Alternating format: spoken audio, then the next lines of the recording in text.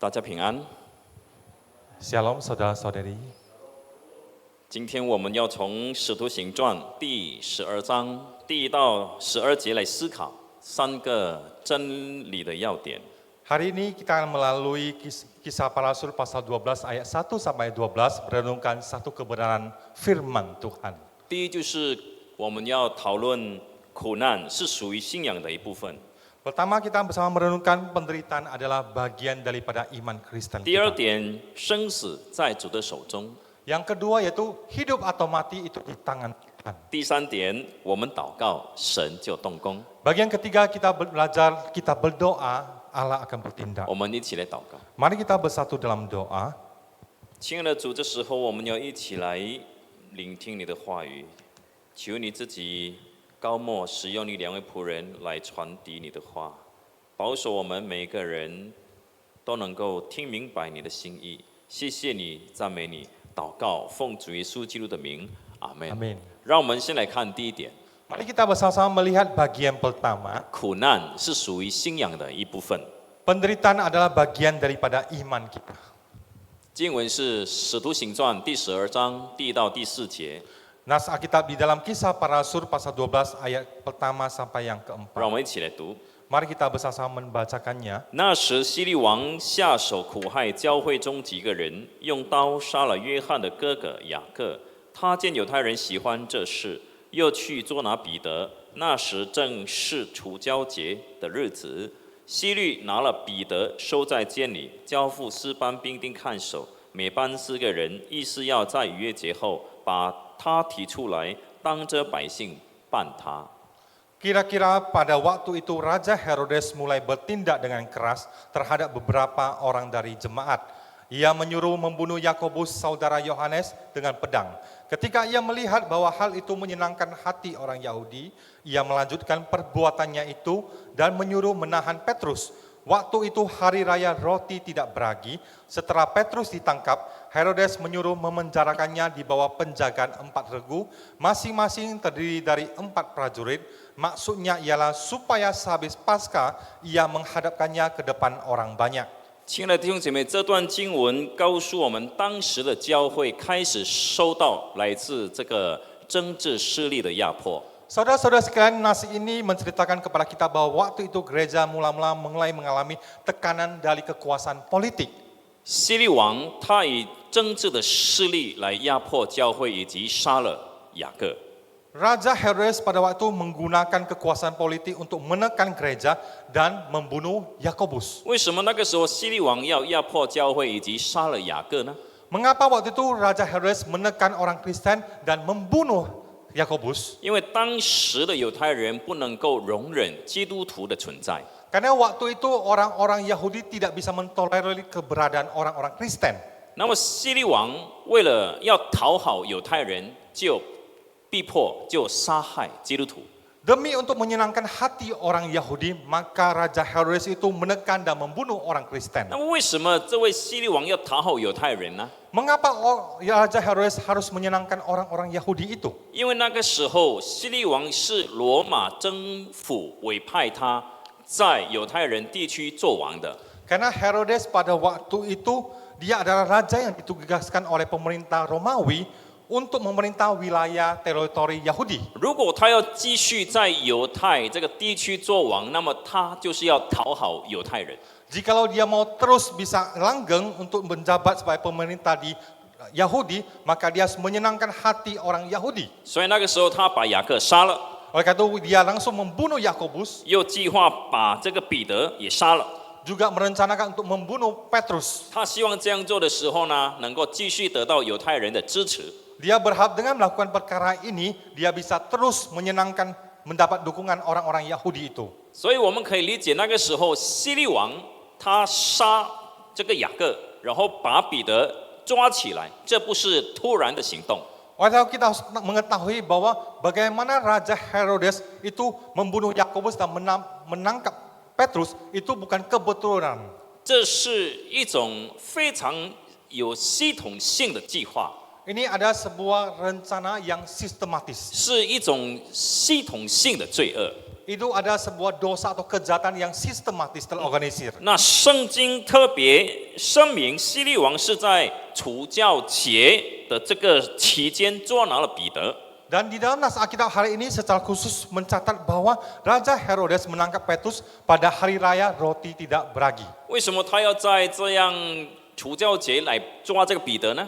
Mengapa dia pas momen hari raya roti tidak beragi itu menangkap Petrus? 因为在这个除酵节里面，许多的犹太人从不同的地方回到耶路撒冷过节。 Karena pada hari roti tidak beragi itu banyak sekali orang-orang Yahudi dari tempat yang berbeda-beda, mereka berkumpul di Yerusalem. 所以对希律王来说，这是一个非常好的时机， Dan menurut Raja Herodes ini adalah momen yang sangat tepat, 就是他可以讨好犹太人的时候， yaitu momen dia bisa menyenangkan hati orang-orang Yahudi. 所以他把彼得抓了， Maka itu dia langsung menangkap Petrus 都是为了他自己的政治目的。 dengan tujuan ke benefit daripada politik dia. 但是当我们读经文的时候，让我们感到欣慰的是什么呢？ Tetapi hal yang membuat kita merasa naas itu yaitu apa? 虽然当时的基督徒受到压迫， Meskipun waktu itu orang-orang Kristen mendapatkan penganiayaan yang begitu hebat, 主要的领袖雅各已经被杀了， pemimpin utama mereka Yakobus itu sudah dibunuh, 彼得也被抓了， Petrus juga sudah ditangkap, 但是 tetapi 当时的基督徒却没有放弃他们的信仰。 orang-orang percaya pada saat itu mereka tidak melepaskan iman kepercayaannya. 为什么他们没有放弃呢？ Mereka mengapa tidak melepaskannya? 因为他们从耶稣身上学习到了， Tetap karena mereka melalui pribadi Yesus sudah belajar satu bagian. 苦难是属于信仰的一部分。 Penderitaan adalah salah satu bagian daripada iman kita. 耶稣本身已经经历了十字架的苦难， Yesus sudah melewati penderitaan di atas kayu salib. 更何况是我们这些跟随他的人呢？ Bagaimana pula dengan kita yang pengikut-pengikut dia? 当时的基督徒明白一件事情：苦难不是终局， Dan pada saat itu orang percaya mengerti bahwa penderitaan itu bukan akhir dari segalanya. 他们明白苦难是考验信心的一个过程， Mereka mengerti penderitaan adalah proses pengujian iman. 而且他们看到了在苦难的背后有荣耀， Dan mereka melihat di balik penderitaan itu ada kemuliaan. 就好像耶稣基督所经历的一样。 Seperti yang dialami oleh Tuhan Yesus secara pribadi. 他经历十字架的苦难之后，从死里复活， Dia mengalami proses penderitaan di atas kayu salib, mati dan bangkit kembali, 升天，然后掌权。 naik ke surga dan memerintah selamanya. 这就是当时基督徒所明白的真理。 Itu adalah kebenaran yang dimengerti oleh orang Kristen pada saat itu. 亲爱的弟兄姐妹，今天我们也是一样。 Saudara-saudara sekalian, hari ini begitu pula dengan kita. 其实，在过信仰的生活的时候，我们也会面对许多的苦难。 Mungkin di dalam perjalanan iman kita itu mengalami banyak sekali penderitaan. 但是我们所面对的苦难，可能不像雅各、不像彼得那样面对这个生命的危险。 Tapi konteks penderitaan kita mungkin tidak seperti Petrus ataupun Yakobus, yaitu marah bahaya tentang jiwanya. 但是我们会因着我们的信仰，面对各种各样的困难。 Tetapi mungkin karena iman kita itu teruji dan kita melewati proses pengujian itu. 有一个基督徒，他在一家私营的公司工作， Ada seorang saudara yang bekerja di sebuah perusahaan swasta. 他工作很认真， Dia bekerja dengan serius. 公司的这个上司也非常的信任他。 Ya, dan pemimpin perusahaan itu sangat mempercayai kepada dia banyak hal. 那么有一天呢，他们的公司开始一项很重要的项目， Tetapi satu kali ada satu hal yang merupakan proyek penting yang dikerjakan. 他的主管就对他说 Dan kepalanya itu mengatakan pada dia,：“ 请你把这份报告的数据稍微调整一下， mohon data dalam laporan ini sedikit disesuaikan. 让我们的业绩看起来比较好， Agar hasil kinerja kita kelihatan itu bagus sekali. 这样我们就有机会拿到奖金。” Dengan begitu kita punya kesempatan mendapat bonus yang besar. 但是这位基督徒他心里非常挣扎， Tetapi orang Kristen ini dalam hatinya sangat bergumul. 因为他知道他这样做是不诚实、不老实， Karena dia mengerti perbuatan ini tidak benar dan tidak bisa melewati hati nuraninya. 而且违背了他的信仰。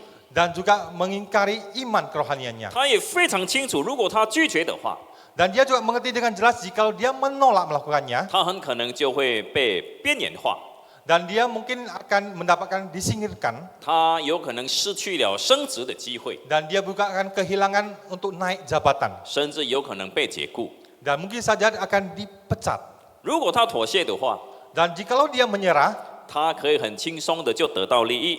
dan dia akan mudah untuk mendapatkan benefitnya. 但是他这样做，他违背了他的良心。 Tetapi dengan melakukan seperti ini, dia akan mengingkari hati nuraninya. 那天晚上，这位基督徒他没有马上做决定， Dan pada malam itu dia tidak langsung memutuskan. 他回到家里，在主面前祷告。 Di hadapan Tuhan dia berdoa dengan sungguh-sungguh. 他说：“主，我不想失去这份工作， Dia berkata, Tuhan saya tidak mau kehilangan pekerjaan ini. 但我更不想失去你。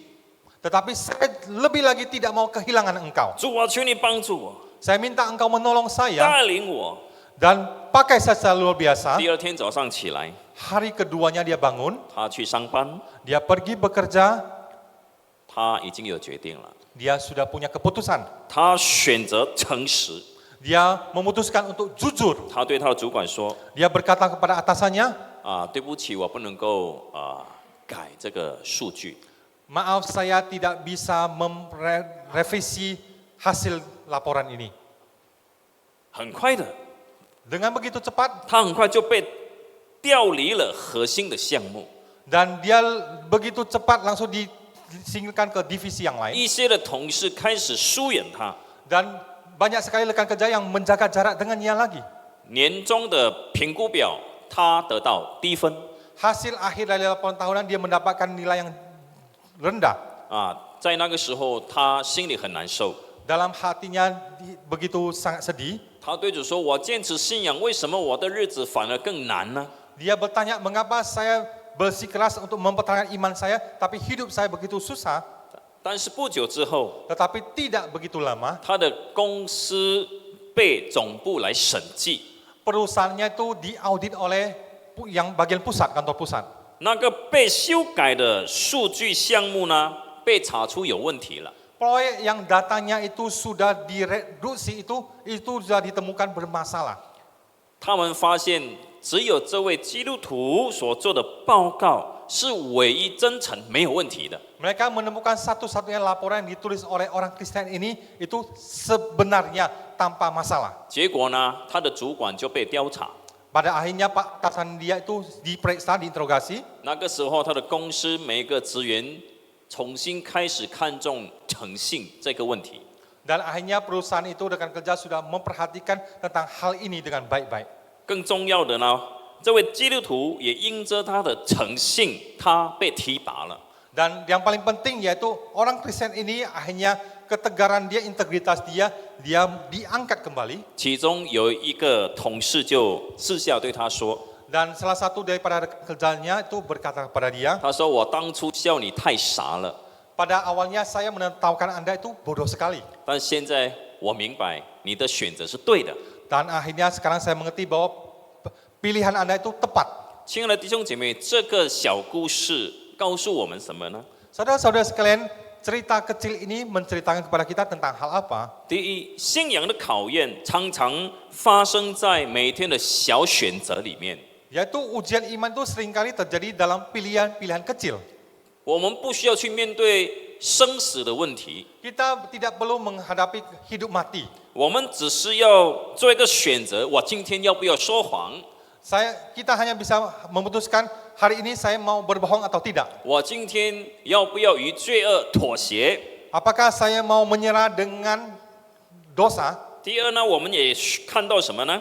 Yang kedua kita bisa melihat apa? 很多时候苦难没有及时被挪开， Kadangkala penderitaan itu tidak segera disingkirkan, 而是被使用。 tetapi justru digunakan. 我们看到神没有立即改变环境， Kita melihat Tuhan tidak langsung merubah keadaan, 但最终显明了他的公义。 tetapi pada akhirnya menyatakan keadilannya.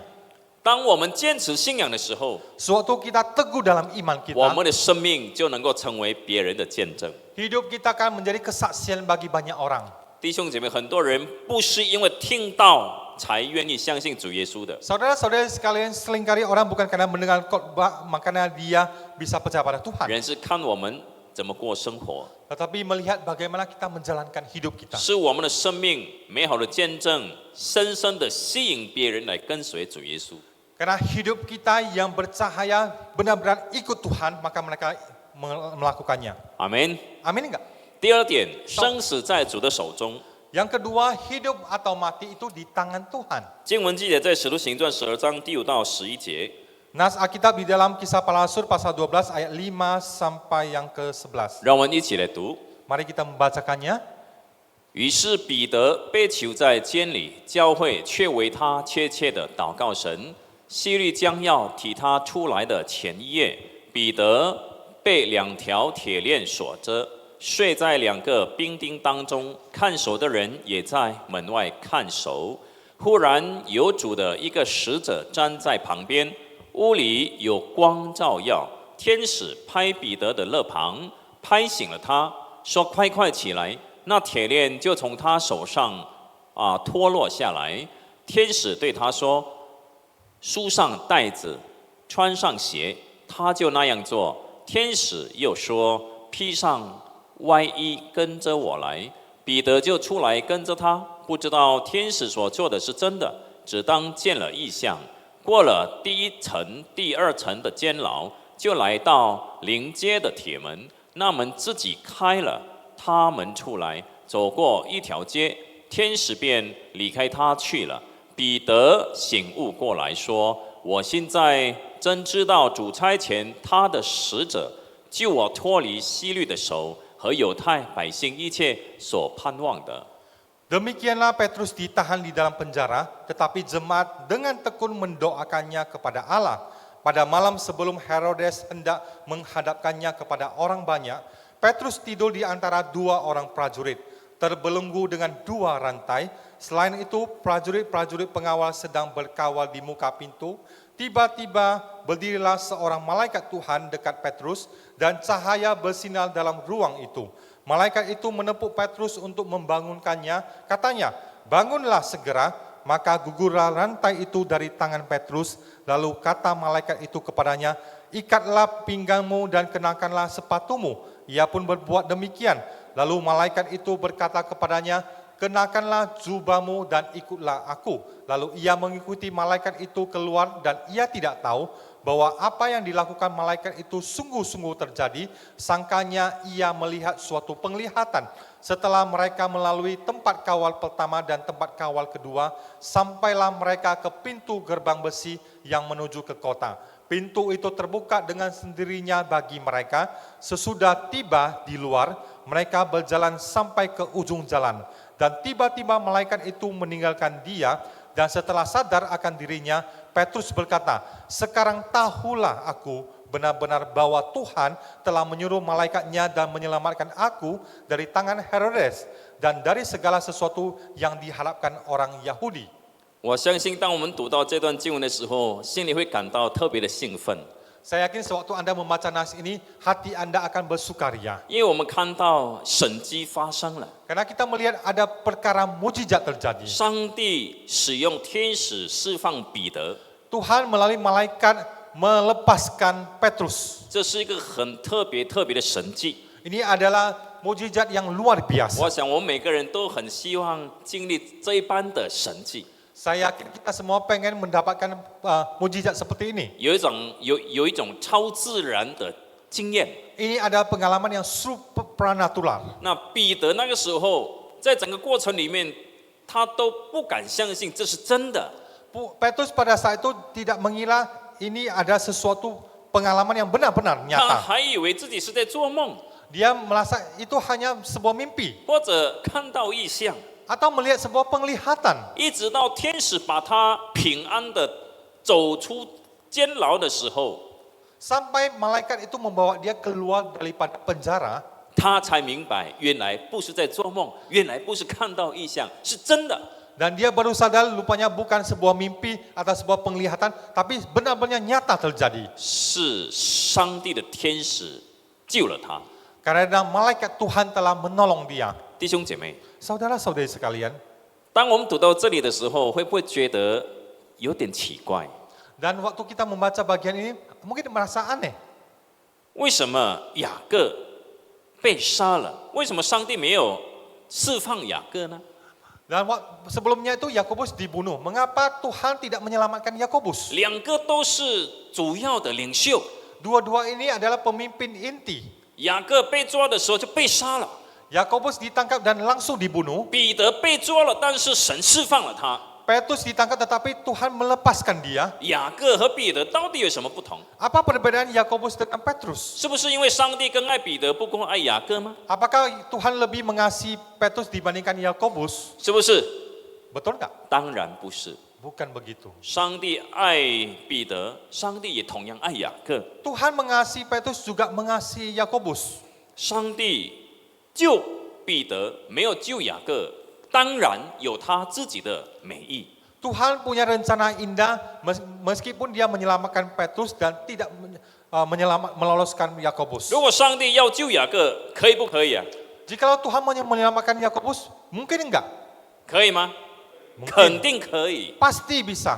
但是为什么他救彼得不救雅各呢？ Tapi mengapa dia menyelamatkan Petrus tidak menyelamatkan Yakobus? 我们相信上帝有他的美意。 Kita yakin Tuhan punya rencana yang 作为 indah. 神的儿女，我们要相信我们的一生在主的手中， Sebagai anak Tuhan kita percaya bahwa hidup kita di tangannya Tuhan. 我们的生与死不是由人来决定， Hidup mati kita bukan ditentukan oleh manusia, 乃是由神决定。 tetapi ada Tuhan yang menentukannya. 我们相信那个时候，上帝没有解放雅各，是因为雅各在世界上的任务已经完毕了。 Saya yakin waktu itu Tuhan tidak menyelamatkan Yakobus karena apa? Pekerjaan Yakobus di dunia ini sudah selesai. 所以先接他回天家。 Sehingga langsung mengantar dia pulang ke rumah Bapa. 上帝释放彼得，为什么？ Tuhan menyelamatkan Petrus. Mengapa? 因为他的任务还没有完毕。 Karena tugasnya belum selesai. 因此呢，关键不是早死或者是晚死， Oleh itu kuncinya itu bukan cepat mati atau cepat hidup. 很重要的是我们是属于谁的， Yang penting yaitu kita itu milik siapa? 我们是否已经得救？ Apakah kita sudah diselamatkan? 如果我们是属于耶稣的， Jikalau kita milik Yesus, 如果我们是已经得救了， jikalau kita sudah diselamatkan, 早死晚死不再重要了。阿门。 cepat lambat meninggal itu bukan masalah lagi. 因 Amin 为 enggak? 我们知道神掌管我们的生命， Kita percaya Tuhan memegang hari esok kita. 就好像保罗所说的，他说：“我若活着，是为主而活；若死了，是为主而死。所以，我们或活或死，总是主的人。” Seperti yang Paulus katakan itu, sebab jika kita hidup untuk Tuhan, dan jika kita mati untuk Tuhan. Jadi baik hidup atau mati, kita adalah milik Tuhan. 所以在我们的生命中呢，重要的不是说我们可以活多长， Jadi dalam hidup kita bukan permasalahan kita bisa hidup berapa panjang lama. 是不是常常有听过人这样说？为什么这个这么好的一个基督徒这么早就死了？ Mungkin kita pernah mendengar orang mengatakan orang Kristen yang begitu baik, mengapa begitu cepat dijemput atau meninggal? 这个基督徒活得不像基督徒这么坏蛋，为什么活得这么长命？ Orang Kristen ini hidup tidak seperti orang Kristen, mengapa dia bisa umurnya panjang sekali? 有没有听过这样的说话？ Pernah orang mengatakan hal seperti ini? 有嘛，对不对？ Ada, mungkin ada ya. 亲爱的弟兄姐妹， Saudara-saudari sekalian, 我们的生命在主的手中， hidup kita itu di tangan Tuhan. 只要我们是属于基督的，主要我们是主的人， Yang penting adalah hidup kita milik Tuhan dan kita ada kepunyaan Tuhan. 早死晚死交给主吧。 Cepat atau lambat meninggal itu kita serahkan kepada Tuhan. 为什么？ Mengapa? 因为死了，其实死了就可以脱离世界上种种的苦难。 Karena kematian itu adalah kita terlepas daripada penderitaan yang ada di dunia. 更重要的是，我们可以回到主耶稣为我们所预备的地方， Yang paling penting yaitu kita sudah bisa kembali ke tempat yang sudah disediakan oleh Tuhan Yesus. 享受永远的快乐， Menikmati sukacita selamanya. 没有疾病， Tidak ada sakit 没有 penyakit, 苦难， tidak ada 没有 penderitaan, 贫穷， tidak ada 没有缺乏， tidak ada kekurangan, 没有痛苦。 tidak ada penderitaan. 所以 Oleh karena itu, 保罗说什么？死了就有益处。 oleh itu Paulus berkata, matiku adalah keuntungan. 亲爱的弟兄姐妹， Saudara-saudari sekalian, 这就是我们基督徒的生命的一种信心，生死在主的手中。 ini adalah bagian daripada iman kita sebagai orang Kristen, hidup mati di tangannya Tuhan. 有一个宣教士，他的名字叫 John Paton， Ada seorang misionaris yang bernama John G. Paton. 他在19世纪被呼召去到这个瓦努阿图这个地方。 Dan dia pada abad ke-19 itu dipanggil untuk melayani di sebuah tempat di Fatuata. 那这个地方当时是一个非常危险、很少人敢去的地方， Tempat itu pada saat itu adalah tempat yang sangat berbahaya dan jarang orang mau ke sana. 因为那个地方有食人族， Karena di tempat itu ada suku-suku kanibal, 常常发生暴力的冲突， sering terjadi konflik kekerasan, 很多宣教士去到那里都被杀了。 dan banyak sekali misionaris yang ke tempat itu dibunuh. 所以在这个 John Paton 出发之前呢，有人警告他， Oleh karena itu waktu sebelum John Paton menuju ke sana, banyak sekali orang memperingati, 你真的要去吗？ benar engkau mau ke sana? 你一去可能是被那些食人族吃掉了。 Kamu sampai di situ mungkin langsung dimakan oleh suku kanibal. 他回答了一句话， Apa yang dia jawab? 他说：“先生，你也会死， Dia berkata, Tuhan, kamu juga bisa mati. 你死了 Setelah engkau mati, 就会被虫吃掉。 akan dimakan oleh ulat. 无论如何， Apapun kejadiannya, 我的生死在神的手中。 hidup mati itu saya itu di tangan Tuhan. ”所以他去了。 Itu dia langsung berangkat. 那有一次，在部落人对他有那种非常恨的心态， Dan oleh itu sampai di sana penduduk setempat itu sangat marah, sangat dendam kepada dia. 决定要把他杀死了。 Mereka memutuskan untuk mengakhiri hidupnya. 那天晚上，有一群武装的人包围他，在他的住处外面。 Pada saat itu ada sekumpulan orang yang bersenjata itu mengepung tempat tinggalnya. 他和他的妻子只能够在房子里面祷告。 Dan dia bersama istrinya itu hanya bisa di dalam rumah itu berdoa. 在那种情况，外面的人有可能随时都可以冲进来把他们杀死了。 Pada masa itu orang-orang itu bisa dengan tiba-tiba itu masuk dan membunuh mereka. 但是很奇怪的，那一天晚上，外面的人都没有冲进来。 Tetapi ajaibnya itu orang di luar itu tidak mampu masuk sama sekali. 到了第二天， Sampai hari kedua, 他发现人都走了， dia menemukan orang-orang itu sudah pergi. 没有一个人在他们的房子外面。 Tidak ada seorang pun yang di luar rumahnya. 后来他才明白， Akhirnya dia baru mengerti. 其中有一个部落的人信主之后，就告诉他， Pada akhirnya ada seorang penduduk suku tempat yang percaya kepada Tuhan yang menceritakan kepada 他 dia. 说那一天我们决定要杀你的时候， Mereka berkata pada malam itu suatu kami memutuskan untuk membunuh kamu. 我们看到有许多这个发光的人在你的房子周围保护着你。 Kami melihat banyak sekali orang-orang yang bercahaya itu di sekitar itu melindungi kamu. 所以我们不敢靠近，也不敢冲进去。 Oleh itu kami tidak berani mendekat masuk untuk membunuh kamu. 亲爱的弟兄姐妹， Saudara-saudari sekalian, 作为神的儿女， menjadi anak-anak Tuhan, 我们知道生死在神的手中， kita mengerti hidup mati kita di tangan Tuhan. 但是这不代表我们不需要面对苦难， Tetapi artinya bukan kita tidak menghadapi penderitaan. 这不代表我们不需要面对困难。 Bukan maksudnya kita tidak menghadapi kesulitan. 这位宣教士他在那个地方侍奉的时候，他的妻子很早就死了。 Misionaris ini waktu melayani di sana, istrinya itu sudah begitu muda meninggal. 他刚出生的孩子也死了， Anaknya yang baru dilahirkan itu juga meninggal. 他一个人在异乡埋葬自己的所爱的妻子孩子。 Dia di negeri orang yang asing itu mengumpulkan orang yang paling dikasihinya. 他没有被敌人所杀， Dia tidak dibunuh oleh musuh-musuh. 却经历了最深的失去。 tetapi menghadapi kehilangan yang paling mendalam. 他说过一句话， Dia berkata satu hal, 他说：“我的生命在神的旨意之外，不可能被夺去。 dia berkata hidupku di luar kehendak Tuhan mungkin tidak dapat diambil. 而当神的旨意完成的时候，没有人能够留住我。 Tetapi ketika kehendak Tuhan sudah digenapi, tidak ada seorang pun yang dapat menahanku untuk tetap tinggal. 那么他的意思是说，他的妻子、孩子会这么早离开这个世界，完全都是上帝的旨意。 Dengan maksudnya yaitu istri dan anak itu cepat meninggal itu karena punya rencana Tuhan, kehendak Tuhan. 他能够接受，因为他信仰的眼光、星星的眼光，晓得他的妻子、孩子已经在天家享受快乐。 Dalam mata penglihatan rohania, dia percaya bahwa istri dan anaknya itu sudah di pangkuan Bapa Surgawi. 所以，亲爱的弟兄姐妹，透过这个宣教士的故事，我们可以学习一些的真理。 Oke, itu saudara-saudara sekalian, melalui kisah misionaris itu kita bisa belajar beberapa kebenaran.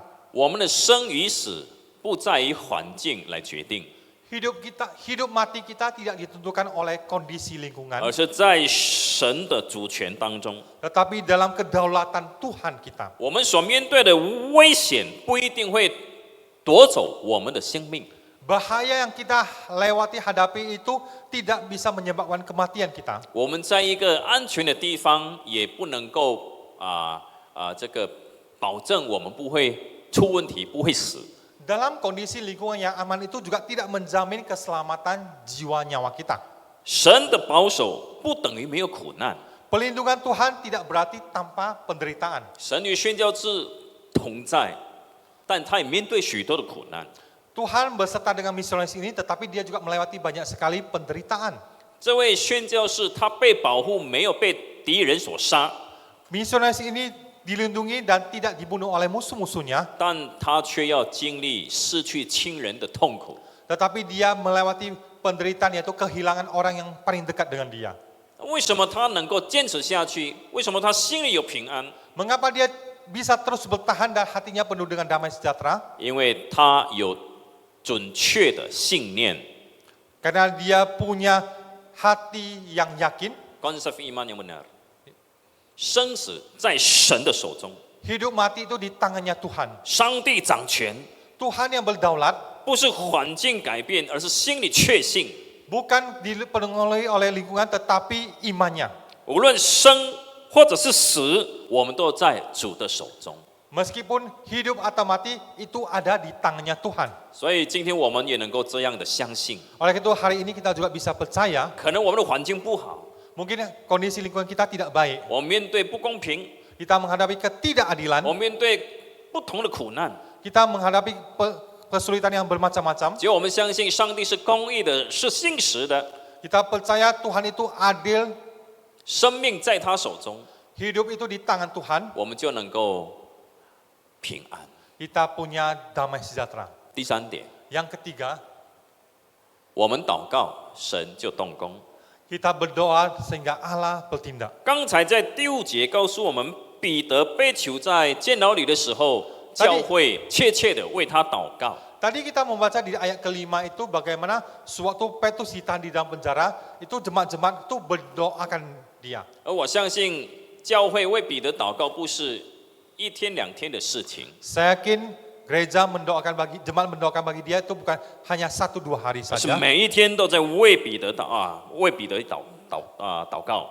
tetapi setiap hari itu mendoakan dengan sungguh-sungguh untuk Petrus. 那彼得被天使释放出来之后呢，他还发现，原来这些基督徒聚集的时候，仍然在祷告。 Setelah Petrus dibebaskan dalam penjara itu, dia juga mendapati bahwa mereka sedang berdoa dan berkumpul. 在12节记载，想了一想，这就是彼得想了一想，就往那称呼马可的约翰，他母亲玛利亚家去，在那里有好些人聚集祷告。 Dan setelah dia berpikir itu pergilah Petrus ke rumah Maria, ibu Yohanes, yang disebut juga Markus. Di situ banyak orang sedang berkumpul dan berdoa. 所以当彼得去到这个玛利亚的家的时候，发现原来这些人也是在祷告。Jadi sewaktu Petrus sampai ke rumah Maria, dia menemukan bahwa orang-orang itu sedang berdoa. 因此，我们可以说呢，自从彼得被关在监牢里，一直到他被释放出来，一直都有人为他祷告。 Dengan kata lain, sewaktu Petrus dikurung di dalam penjara dan sampai dia keluar dari penjara, orang masih terus mendoakannya. 现在一个很重要的问题来了， Satu hal yang penting untuk kita sama lihat, 彼得之所以被释放，是上帝原本的旨意，或者是因为教会祷告所导致的？ apakah pembebasan Petrus itu adalah kehendak Tuhan semata atau doa daripada orang-orang percaya pada saat itu? 可以回答吗？ Bisa mengerti? 啊？ Bisa jawab? 哦，dua-dua。 Dua-dua. 对呀，你的答案很好，dua-dua。 Jawabannya benar, dua-dua. 啊，亲爱的弟兄姐妹， Saudara-saudara sekalian, 有些时候上帝是借着信徒的祷告成就他的旨意。 kadang-kadang Tuhan menggenapi kehendaknya melalui doa umatnya. 我的意思是说，释放彼得原本是上帝的旨意， Maksud saya itu pembebasan daripada Tuhan itu, pembebasan Petrus itu adalah kehendak Tuhan. 但是上帝会在什么时候成全他的旨意呢？ Namun pada masa kapan Tuhan akan menggenapi kehendaknya? 什么时候？ Kapan? 就是当教会、当信徒祷告的时候，成就他的旨意。 Yaitu pada saat orang percaya gereja itu berdoa. 所以祷告是成就上帝旨意的工具。 Jadi doa adalah sarana untuk menggenapi kehendaknya Tuhan. 上帝要我们借着祷告参与他的工作。 Tuhan mau melalui doa itu kita melibatkan pekerjaannya. 阿门。 Amin enggak? 所以我们一定要祷告。 Oleh itu kita harus berdoa. 最后跟你们讲一个故事， Terakhir saya akan memberikan sebuah cerita. 在疫情的期间，有一位40多岁的基督徒， Pada masa pandemi COVID itu ada seorang Kristen. 他因着很严重被传染，然后就进了 ICU。 Dia mendapatkan infeksi yang serius dan dibawa ke kamar ICU. 那个时候他的情况非常的危机， Pada masa itu kondisinya itu sangat kritis. 他的肺部已经很严重受损了， Pada waktu itu bagian paru-paru itu sudah rusak parah. 他需要依靠这个机器来呼吸。 Dia butuh ventilator untuk membantu pernafasan. 医生也很坦白的告诉他说：“你的日子不多了。” Dan dokter juga terus terang bahwa hari-hari Anda itu sudah tidak banyak. 家人也不能够直接进到里面去看他，只能够在外面看他。 Dan pihak keluarga juga tidak bisa leluasa untuk masuk ke dalam untuk membesuk dia. 面对这样的情况，他的家人做了2个选择： Dan menghadapi kondisi ini, keluarga memutuskan dua hal, 第一，他接受现实，但却不放弃信心。 yaitu menerima kenyataan tetapi tidak kehilangan iman. 他们没有否认医生的判断， Mereka tidak menyangkal penyataan daripada dokter 他们也没有自欺说好像没有事。 dan mereka juga tidak menipu diri sendiri bahwa tidak ada hal apa-apa. 第二呢，他们选择开始持续祷告。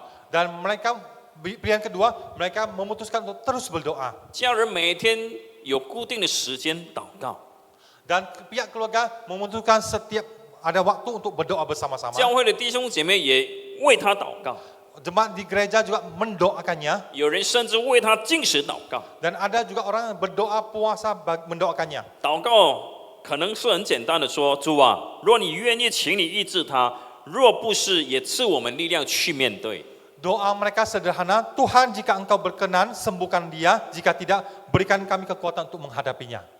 他的意思，这样的祷告的意思很清楚。 Dan maksud doa ini sangat jelas. 主啊，如果你愿意，你就医治他，让他好起来。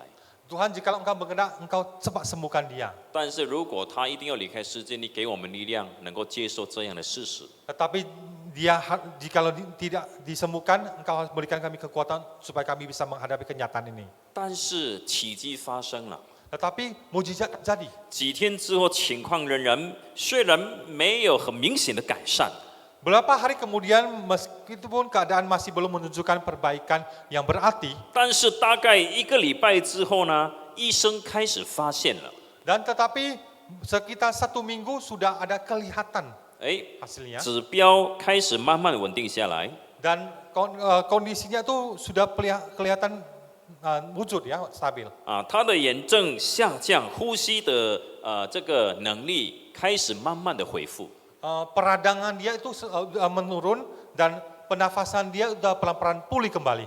医生的反应是什么？ Apa respon daripada dokter? 医生说他的恢复速度有点超出预期。 Dokter berkata kecepatan pemulihan itu jauh daripada perkiraan kami. 2周之后，他可以脱掉呼吸机， 2 minggu kemudian dia bisa terlepas dari ventilator, 他开始能够自主呼吸， dia bisa bernafas sendiri 最终也出了医院。 dan akhirnya diperbolehkan pulang dari rumah sakit. 医生说我们的确是尽力了， Dokter berkata kami sudah berusaha semaksimal mungkin. memang kami berusaha semaksimal mungkin， 但是他的恢复确实是我们医学不能够解释的。 Tetapi pemulihan kesembuhan dia itu jauh melebihi daripada apa yang kami jelaskan secara medis. 亲爱的弟兄姐妹， Saudara-saudara sekalian, 这件事情不只是带来他身体的健康， hal ini bukan bicara tentang bagaimana kesembuhan secara fisik. 透过这样的经历，他的家人的信心被建立起来。 Melalui peristiwa ini, iman keluarganya itu dikuatkan. 有些原本不信主的亲戚开始愿意祷告，因为看到祷告的能力。 Ada beberapa kerabat yang sebelumnya belum percaya karena melihat doa yang Kuasa sungguh-sungguh, doa. ya mereka ikut. 教会的弟兄姐妹也开始很同心合一祷告， Dan jemaat gereja juga mulai bersama tekun berdoa bersama 因为他们祷告救了一个人的生命， karena melalui doa mereka sudah menyelamatkan satu nyawa orang. 所以祷告不只是改变一个人的病情， Karena oleh karena itu doa bukan hanya menyelamatkan mengubah. penyakit orang, 祷告也改变了一群人的生命。 dan doa juga mengubah kehidupan sekelompok orang.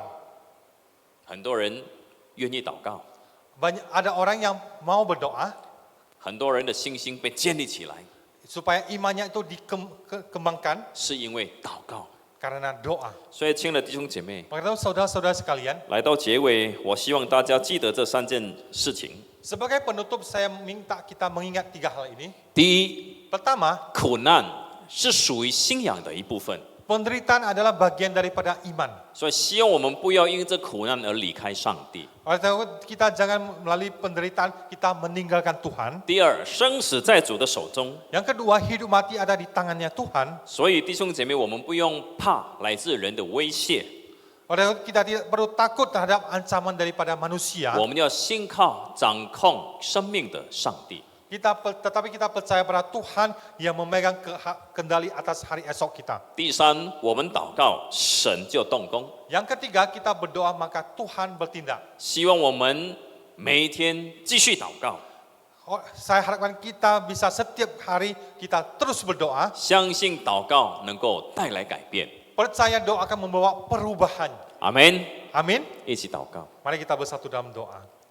Ya. Bapa kami di surga, terima kasih Tuhan. Hari ini kami bisa melihat bagaimana karya-Mu yang luar biasa dalam hidup kami Tuhan. Kami bersyukur Tuhan, Yesus yang mati di atas kayu salib membawa satu jembatan supaya dosa kami tidak lagi menjadi penghalang kami ke hadapan Allah Bapa di surga.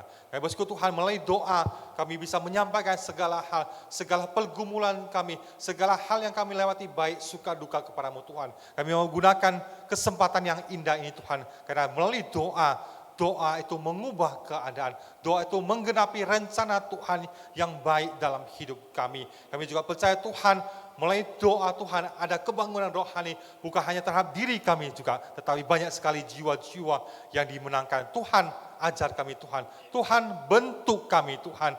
Tuhan gerakkan kami.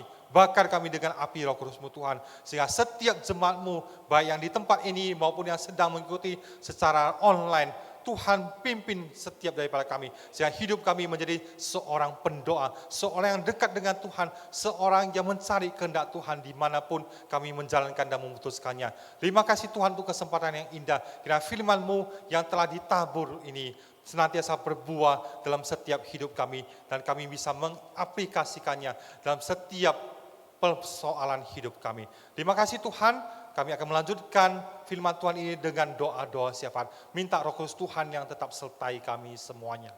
Di dalam nama Tuhan Yesus kami berdoa dan berserah kepadamu. Amin.